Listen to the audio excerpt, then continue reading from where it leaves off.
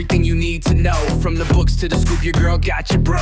Coming to you live, it's Liv on the mic. Hanging in the hub is a voice that shine bright, informative and current to the talks in your ear. Turn your radios up, cause Lakeview we here. Turn your radios up, Lakeview we here. We here. We radios up. Hey guys, welcome back to Hanging Hub Podcast. It is your girl Liv on mic, and today we're talking about the upcoming GVSU Black Boys and Men Symposium and what's in store as we prepare to be part of the first HBCU hub involved. Today we're joined by Dr. Patterson, the Superintendent of Lakeview School District, and Dr. B. Trust from Grand Valley State University. Dr. Trust is one of the key leaders behind the symposium, focused on leadership, mentorship, and empowering Black men across education. Let's get into what this experience means and what we can expect coming up. Hello, doctors. Thank you so much for joining me today.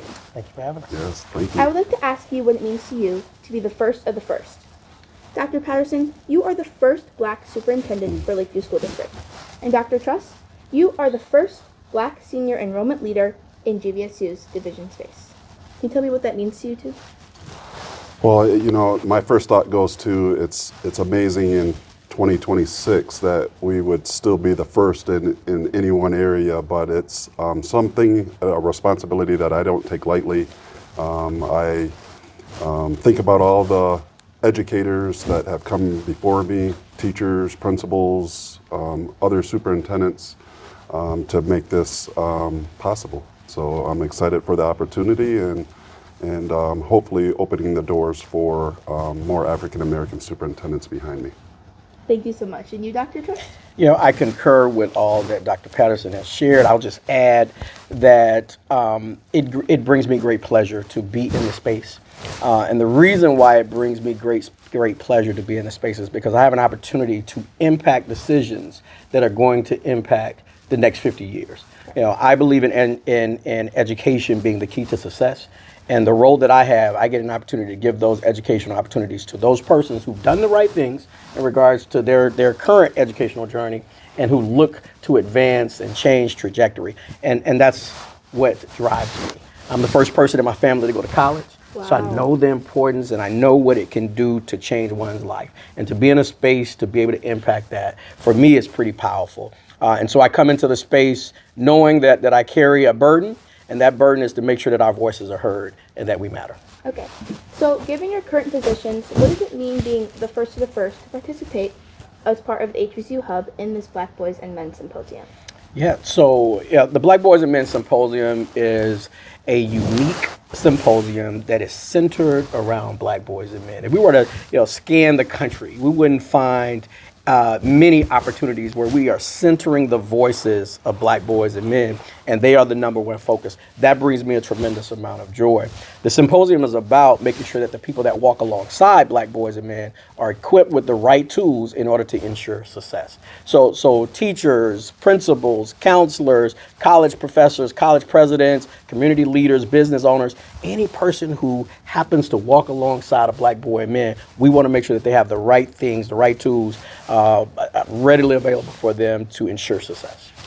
And how do you feel knowing that one of your own school districts is going to be participating in such a prestigious event? I'm so excited about the opportunities and just having staff participate in this initiative. For me, it's about what can we do more, right? How do we make the high school experience, the K-12 experience better for all of our students, and being able to learn alongside and hear the voices of students of color around the world, then that's what we're looking to do is more opportunities for our kids to open up the doors for more exposure for our kids.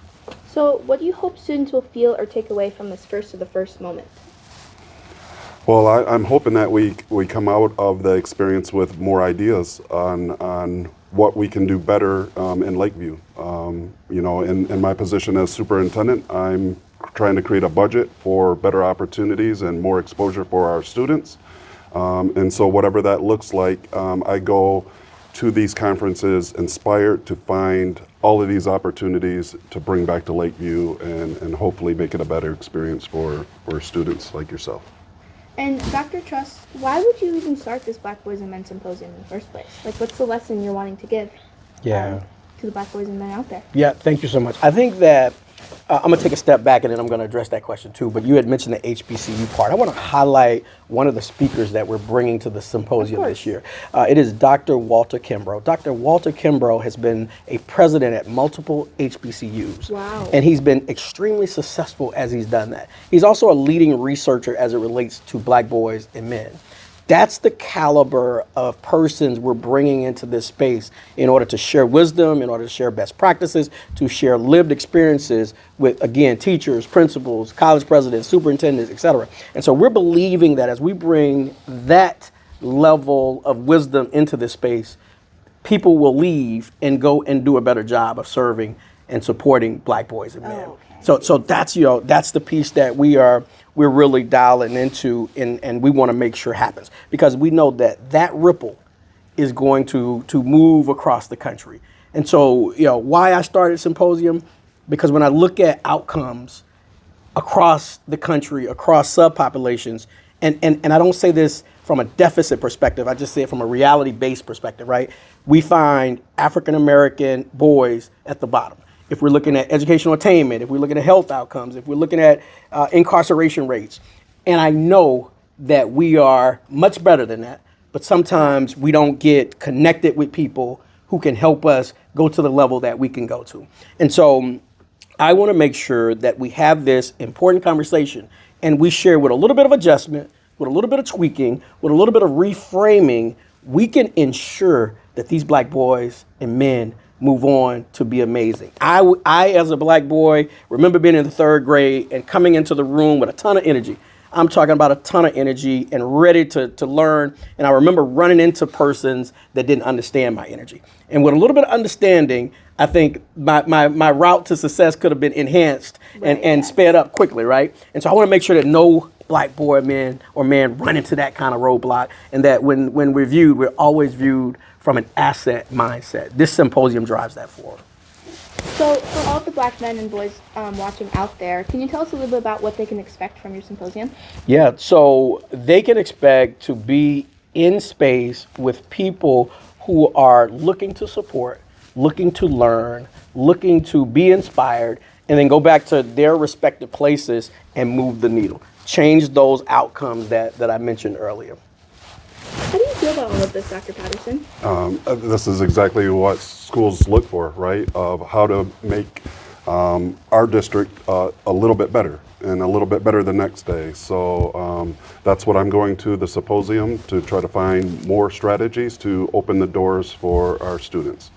Specifically our Black boys, because when we break down our own data, I want to make sure that it's reflective of every subgroup and that everyone has access to an equitable education. So I'm excited about the opportunity. So how would you say both of your roles connect in shaping leadership and opportunity for young Black men? Start. I think that for me, I get an opportunity to sit at a leadership table at a university that has well over 23,000 students, that's serving the state at a very high level, and I get an opportunity to make sure that all voices are heard. As mentioned, today we're talking about Black boys and men, but I get an opportunity to serve all individuals that are ready to come to college. And by being in that space, I'm able to ensure that the most equitable efforts are there and people have opportunities. Now, if a person decides not to step into the opportunity, that's on them. Right. If one decides not to take advantage of the opportunity and give it their all, that's on them. But they can't say that they didn't have an opportunity. So my role is to make sure that those opportunities are there, work hard to mentor, to guide, to walk alongside, to ensure that people have good information, people are able to access things that can assist them with being successful. And I try to lean into that every day and try to find space and time to be able to do that. Yeah, it's same. I look as my role is just opening up the door and providing more experiences. So one of the things that I really love leaning into right now is just listening to students and how we can make their school experience better. So we just recently did some student forums where we had students at the 5 through 12 grade level come in and tell us what they like about Lakeview, their sense of belonging, and what we can improve on. So I love sitting down, listening, taking that feedback, and making changes in the district straight from what students are looking for. So I look forward to doing more and more of that. So, how has having the only HBCU, Black Student Union, and Hanging Hub podcast made you feel as a superintendent? I love it. These are opportunities that you don't see elsewhere around the country. So being able to have these opportunities for our students, again, to say we see you, right? We have classes that are relevant to what our students are looking for. And so I continue to look for opportunities for more and more exposure for our kids and to provide experiences that they're looking for. So it's awesome. So, Dr. Trust, what was your impression on hearing about all these amazing things going on at Lakeview and us being one of the only in the nation? Yeah, my initial impression is you all must have an amazing leader. And now I've gotten to know Dr. Patterson, and I clearly know that you have an amazing leader. So kudos to Dr. Patterson and the team here that's put this together. Having access to cutting edge technology, cutting edge thinking, only elevates the people that get an opportunity to experience it. So imagine how your life has been changed by having access to this. And we're going to see you 20 years down the road, and you're going to be leading some amazing, news organization or whatever it is that you want to do. And it'll be a byproduct of this. You already had what it took, but these things added a little bit more to it, gave you a little bit more information, and created a certain amount of synergy that's going to help you get where you are. So it excites me to see that this is here. I'd love for all of our high schools throughout the state to be able to have access to this. I've shared recently with Dr. Patterson that education is relevant, and if we can make it relevant to the learners, they'll be more apt to come to school every day. They'll be more apt to graduate, and then look forward to expanding their opportunities. So let's shift a little bit more towards the note of an HBCU. So I want to ask you both what you think the importance of attending an HBCU. I think about coming up through the school system as well, and never setting foot on an HBCU campus until my adult years. So I'm super excited about Lakeview's initiative to expose our students to an HBCU campus in their high school years. So it took, one of my first experiences that I speak about is when my first time I went into a college lecture at the University of Michigan. Seeing 500 African American students in one class was extremely powerful, right? You don't see that all the time in school spaces. So to step on an HBCU campus and seeing everybody around the same mission and goal of obtaining education is powerful. And I want to expose all of our students to the power of education and that message on an ongoing basis. Yeah. And you, Dr. Trust? Such a great question, and I'm going to try to just maintain or contain my level of enthusiasm about this question. Right? I am a graduate of Alabama State University. It's a historically black college, and if it were not for that institution, I probably would not be sitting here today.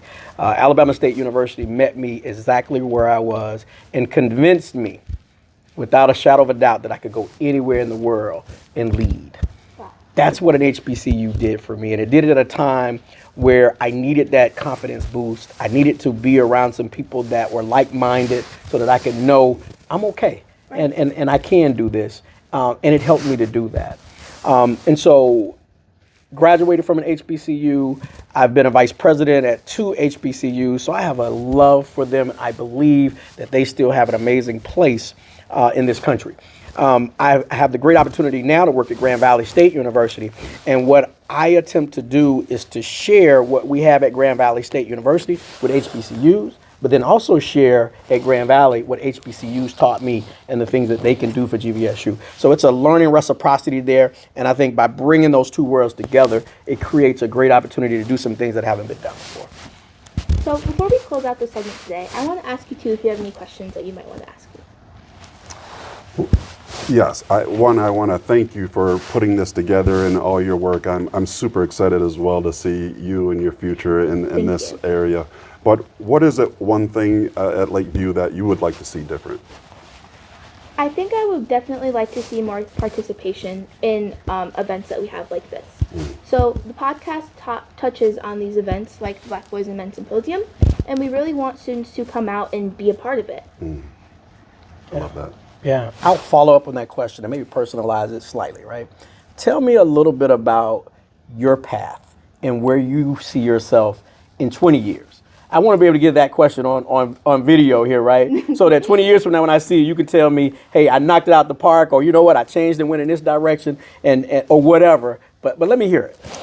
So ever since I was a kid, I've always wanted to be on the path of helping people. And my family is historically known to be in the health field. So the career path that I came up with was to be a pediatric neurosurgeon with a minor in business. I want to be the person that people can come to when they need something, and I want to be able to provide them with care that is sufficient to them so that they can be who they want to be. I like to call myself the empowerer, because not only do I have power, but I want to be able to spread that throughout other people who need it as well. If I could give you a standing ovation, I would. Dr. Trust, this is why we do what we do, This is right? the why. Is That's right. for that right there. So Yeah, powerful. the world's yours. Yes. So I'm super excited for you. Which empowering other people is the reason why I started and joined this podcast. So my freshman year, I met with Miss Dana. We have like a clubs day here at Lakeview, and she had a stand for the podcast. And I went outside my comfort zone, and I decided to sign up. And we had auditions, and I made it into the podcast.